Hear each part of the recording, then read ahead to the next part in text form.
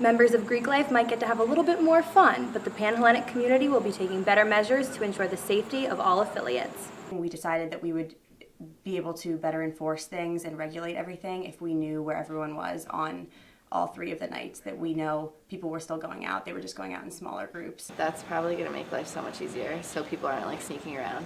Last year, Penn State's Panhellenic Council voted to eliminate the traditional third social night in hopes of making the Greek community safer. Instead, members got around the rules. The conditions that they're adding it for aren't very exciting. Social checkers are going to go around and start checking at 9 p.m.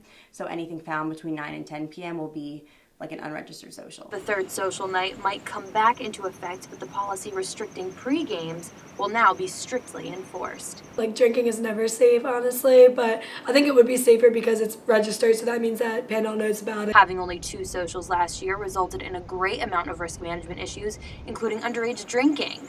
Organizations were faced with high fines as well as lengthy social probations for being caught going out 3 nights. A lot of sororities are getting in trouble and fined, and that also causes like more people to fight and rebel.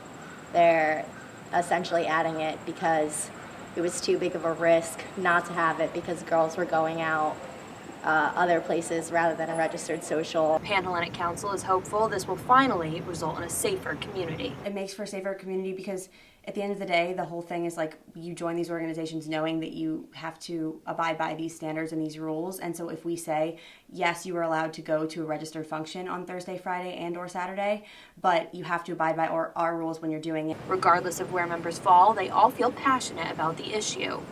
They're not doing it to help us, they're just doing it to help themselves. The topic will be voted on in the next coming weeks. For PSN News, I'm Jordyn Jagolinzer.